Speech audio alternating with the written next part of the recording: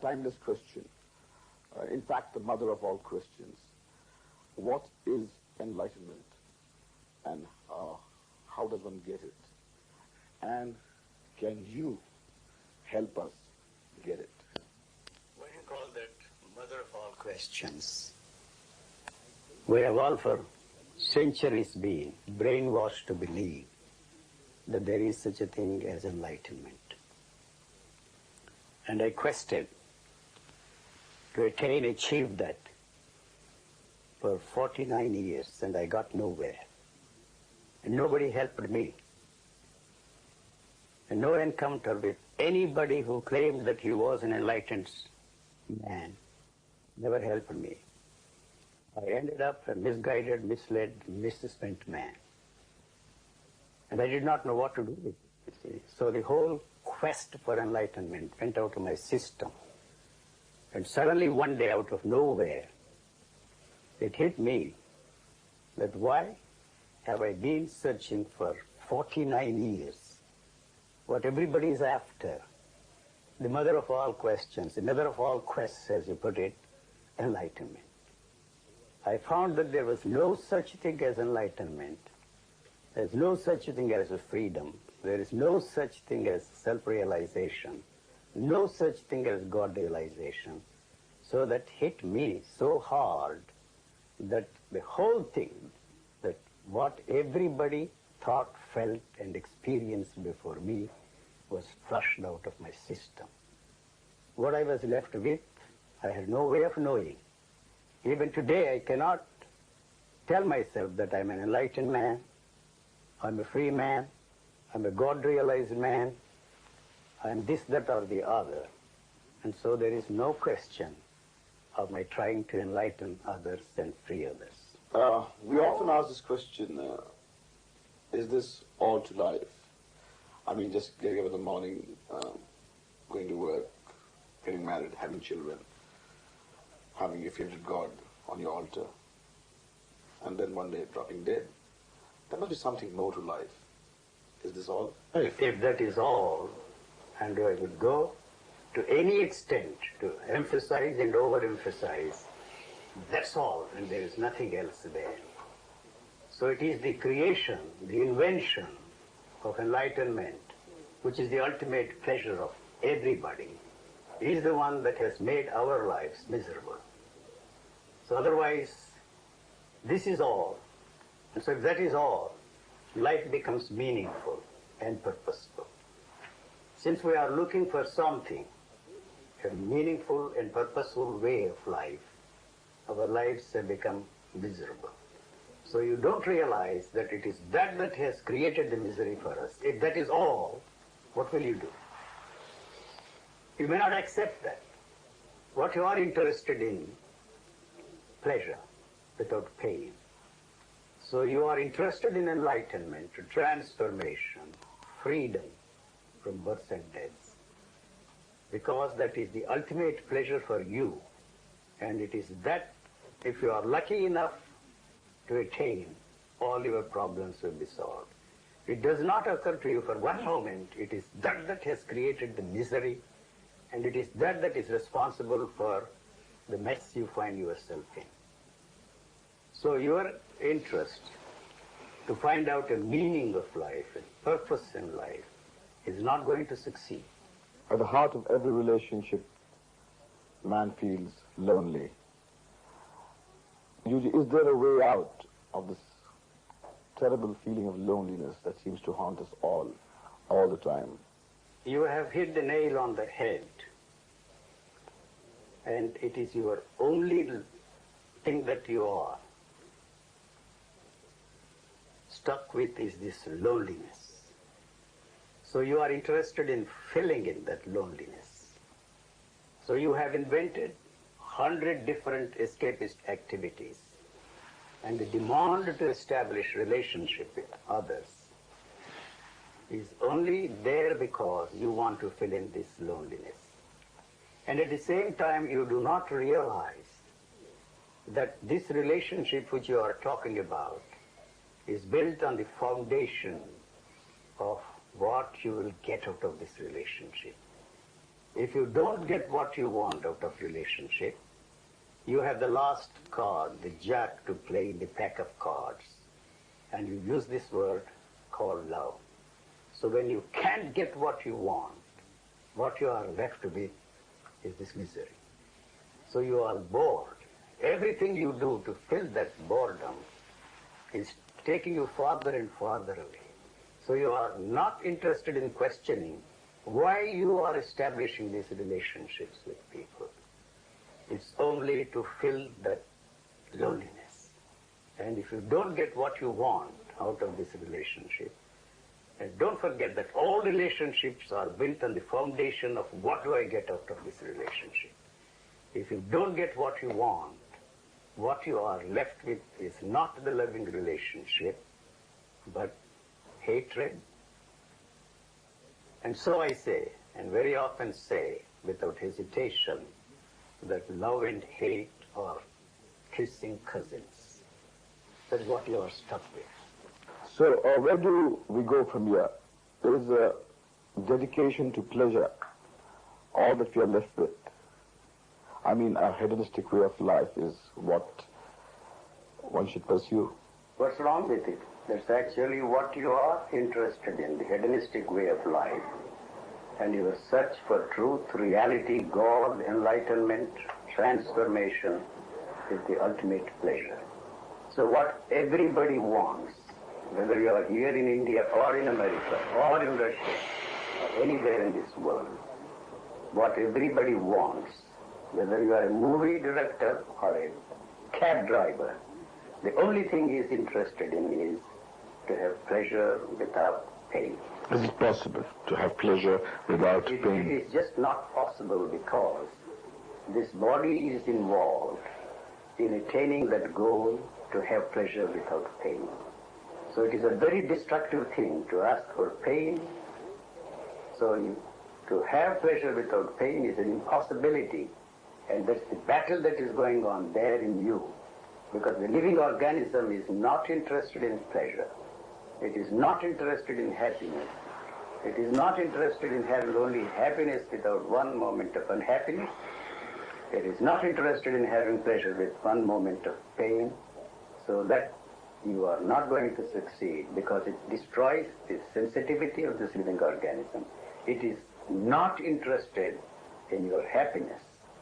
People very well throw this question at me and ask me this question: are you happy?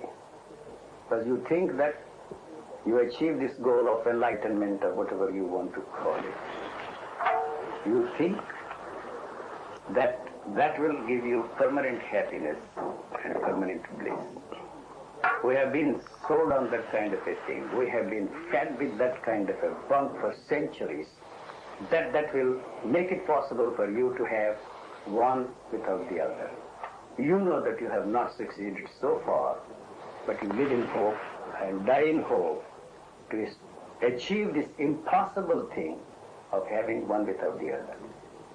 My answer to that question, are you happy, is I really do not know what happiness is, so I'm never unhappy. Usually organized religion seems to have collapsed all over the world, and one saw the mushrooming of what you call small gurus sprang all over the world. For a time, people thought that there would be an answer in what J. Krishnamurti had to offer to the world.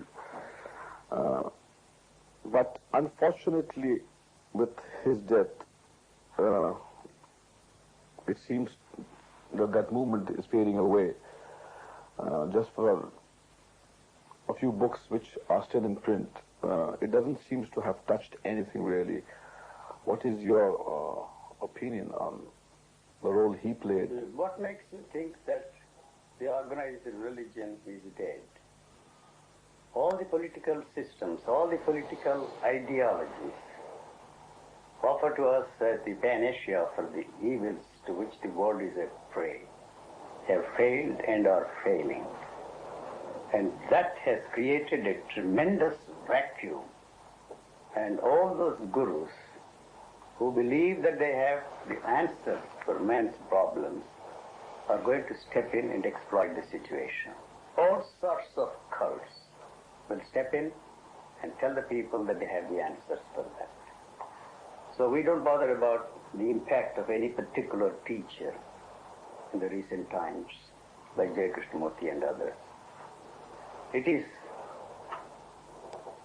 impossible for anybody to say that they have the answers for the mankind's problems. The problems are changing all the time. So your answers are already dead. The belief that the tradition has the answers, whatever they mean by the word tradition, the tradition means only the unwillingness on the part of us all to accept the fact that everything is changing. And religion actually and factually has no answers for the mankind's problems. Yuji, it's very obvious to me that when I mentioned J. Krishnamurti, you ducked. Why? I haven't ducked. There is a Latin expression, nil nisi bonum. You should not say anything about a man who is dead. Whatever he has done is there. Whether its impact is a real impact or not, it is for the world to decide. And may I give you a crude answer, which you may not like, why keep a dead horse? That is the reason why I restrained myself. But it is said that he had much to contribute to your life. Oh. In fact, there is a belief that whatever happened to you is because of your association with J. Krishnamurti. No, you see, you are not ready to accept my assertion that my visits to the holy men, like Ramana Maharshi, my encounter with J. Krishnamurti in my formative years have not helped me at all. Despite all that, whatever happened to me has happened. I wonder why you don't want to accept the fact that my assertion that whatever happened to me has happened despite all that. But why you want to still believe that because of that, whatever I have come into is the result of my encounter with those people? You know the answer for that. You may not care for all that. You have left them all behind. But you have a tremendous investment in me and in what I am saying. So if you accept my answer that despite everything, that whatever happened has happened to me, you will lose me. So you don't want that to happen to you. That's why you keep asking the question over and over again and assert that my encounter with them all has resulted in whatever I have come into. All over the world, people are talking about psychobiology, that whatever solution to man's problems are within the framework of the physical organism. Desire, they say, is a hormone. Alcoholism is there in your genes. Hormones are responsible for all your desires. The whole ethical culture that we have built with a tremendous care is going to collapse. So you are not ready to accept that.